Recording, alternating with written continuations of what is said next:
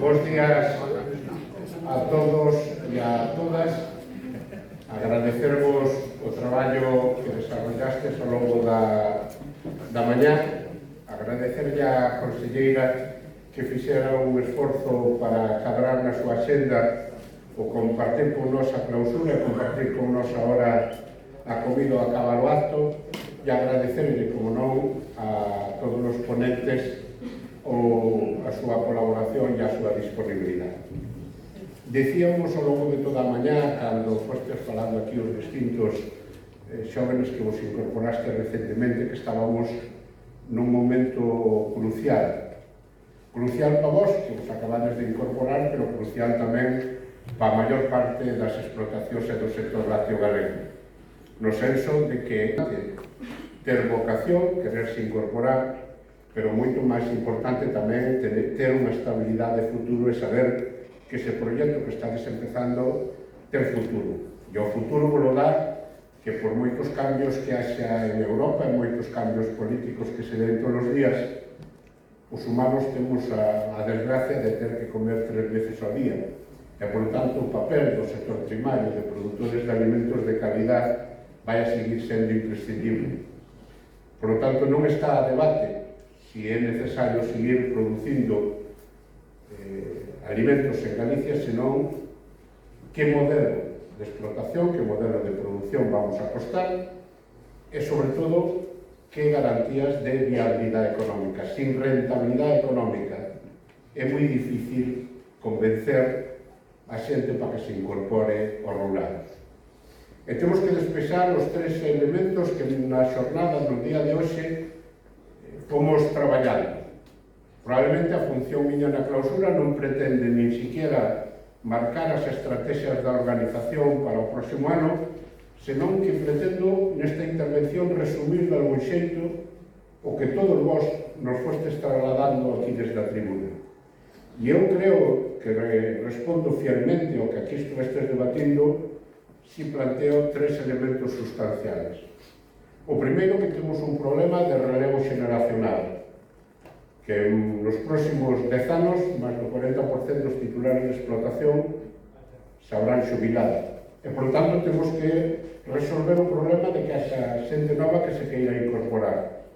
E para iso, porque as incorporacións, con algunha excepción do compañeiro que non tendo explotación os pais, falaba de ter un proxecto porque lle gusta o rural e porque quere ter esa habilidade, a inmensa maioría dese relevo se produce por xente da familia dentro da propia explotación. E, por tanto, nese relevo xeneracional vemos que cada ano cerran un número importante de explotacións e os que se incorporan apenas é un de cada 5, cerran 5 incorporacións. E, por tanto, o problema que temos que resolver para toda esa xente, primeiro, a toda a axuda pública que a normativa nos permite.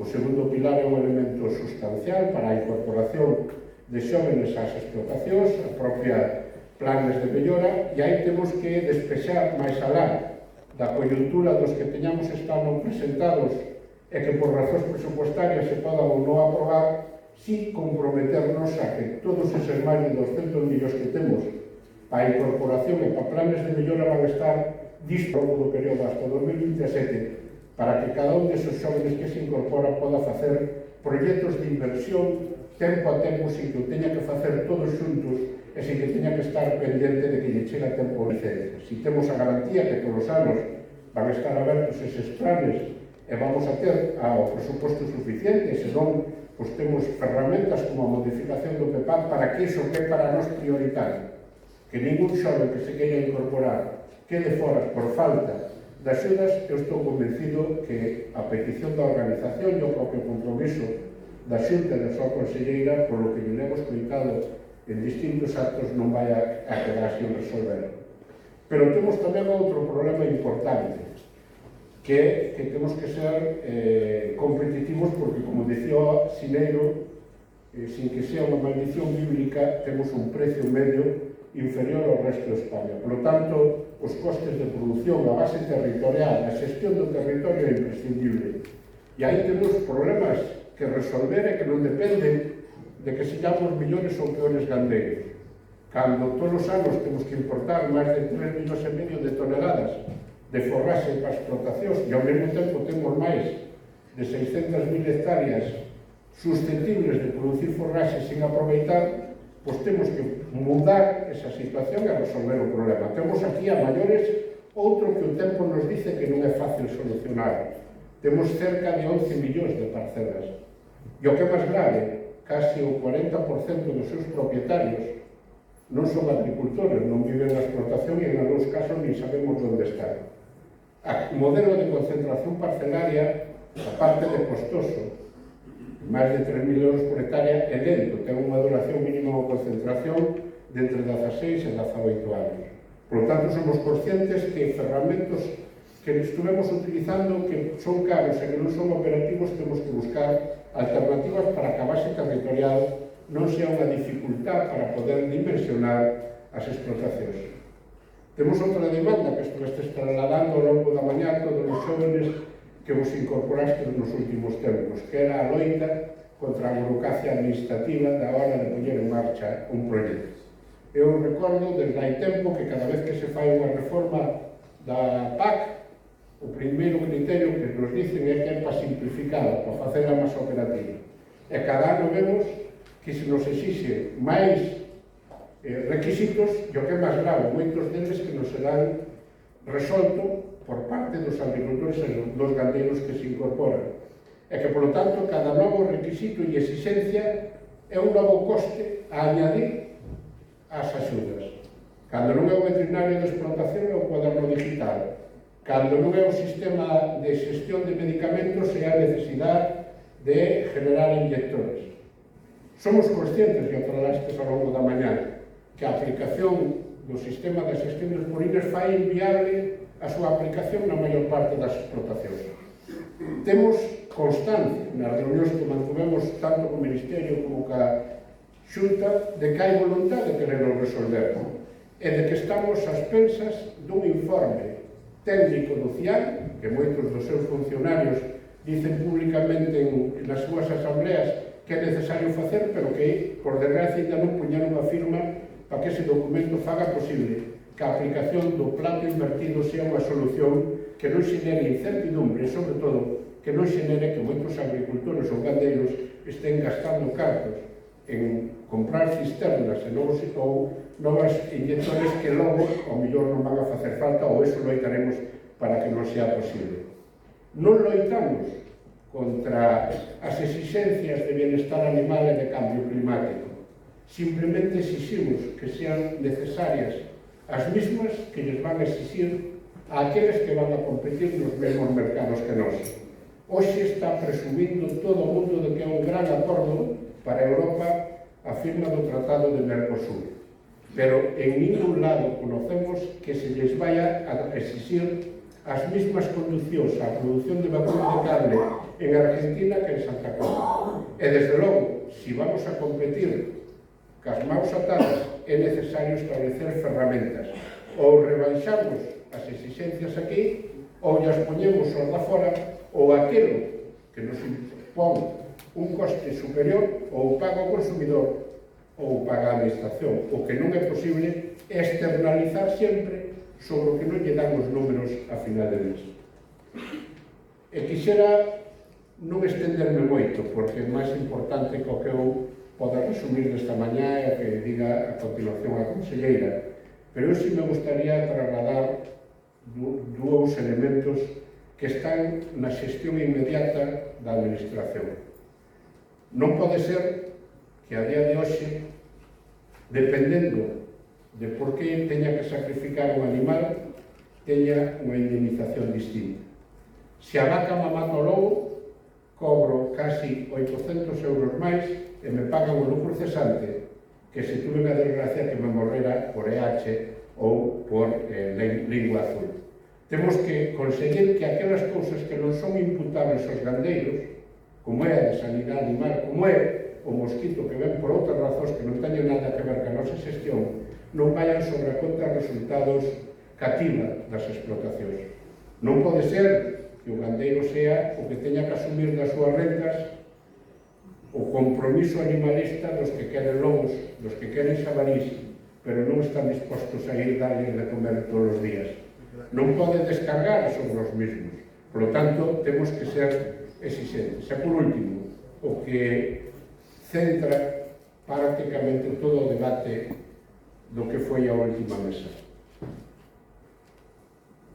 A inmensa maioría de agricultores e gandeiros non demanda máis axudas. Demanda que se pague un precio xusto polos produtos. E, sobre todo, que cambiemos a dinámica de explicación das axudas que recibimos nas explotacións. Esas axudas non van á renta de agricultores e gandeiros, van para facer asequible os produtos que vendemos a un precio que o consumidor o poda pagar. Sin axudas PAC, o quilo de carne tendría que venderse o doble do que paga neste momento. E a carne de vacuno sería unha alimentación, unha proteína solo para aqueles que tuveran unhas rentas moi altas, porque tendría que ter o doble de precio que ten neste momento. Por lo tanto, nós o que buscamos é que o precio que cobramos polos produtos, polo que vendemos, sea xusto e permita unha rentabilidade digna. Falábamos de 3 datos que nos teñen que preocupar. Cada vez hai menos gandeiros. Hasta ahora, eses menos gandeiros que quedaban producían máis leite, e desde hai 2 anos iso non está pasando. Por lo tanto, hai menos gandeiros e non hai máis leite. España é un país deficitario. Por lo tanto, o compromiso de que se produzca leite neste país ten que ser un compromiso dos gandeiros, pero tamén da industria e da distribución. E a solución para precios xustos é poder negociar. E o que temos que dicir públicamente, por moito que digan as leis do ano 2012, non hai negociación de precios. Con algunhas industrias temos unha información máis privilexiada de que nos anticipan o que van a firmar e o que van a baixar.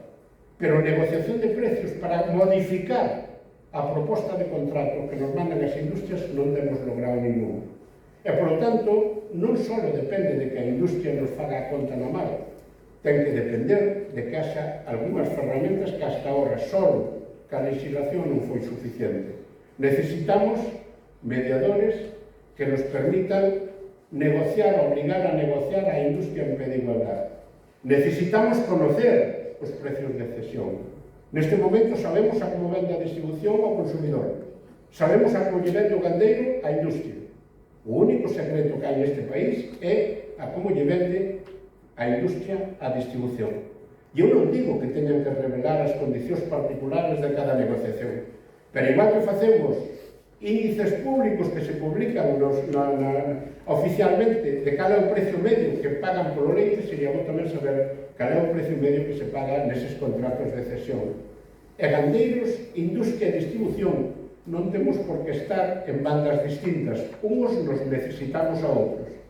Pero sin gandeiros que lle sea viable producir leite e ter unhas rentas dignas, non existe sector lácteo. A industria é prescindible, porque xa a distribución pode traer o produto de outro país. Os gandeiros somos imprescindibles non só para producir leite, porque o podrían traer de outro país, pero este país sin gandeiros de leite que gestionen o territorio, que den vida económica á inmensa maioría das comarcas, en torno a que viven as casas de maquinaria, as empresas de servicio, os bares, etc., non é posible, non é viable. Nós non só producimos alimentos de calidad, xestionamos o territorio, loitamos contra o lume, xestionamos porque haxa vida no rural. Pero para eso non podemos quedarnos cas migajas que nos impone o sistema. Temos direito non a cubrir costes de produción, temos direito a vivir dignamente da nosa profesión. E esa situación ten que estar encima da mesa do día seguinte tamén.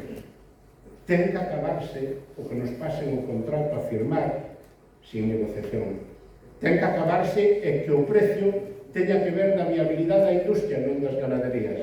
Dicía esta mañá Luis Bello, temos direito a poder ter condiciones laborales dignas como calquera outro traballador. Non pode ser que a viabilidade da explotación dependa de que a unidade familiar traballe 18 horas e venda polo precio que lle dan. En ese sentido, eu sí que creo que chegou un momento en que temos que poñer pé en parede. E o pé en parede significa que o 31 de marzo, cando procuraron todas as industrias que venzan de forma coordinada todos os contratos, Non é posible que nos volvan pasar un contrato a firmar que non cumpla estas condicións. Se temos que poñer pé en pared e dicir que temos direito non só aos costes de produción, sino a unha renta digna, o faremos. Se temos que ir a que non se firme un solo contrato obligatorio para recoller leite que non cubra estas condicións, o faremos. Se temos que votar ese pulso, o faremos, pero é un pulso erróneo. Industrias de distribución e gandeiros deberamos poder buscar sistemas de contratación a largo plazo que nos permitan ter un margen de beneficio, porque nós non discutimos que a industria teña que vivir dignamente do leite, nin que a distribución viva de un margen de beneficio, pero si nos negamos a que nos utilicen como conejillos de indias para facer a conta de atractiva no mercado, nos supermercados.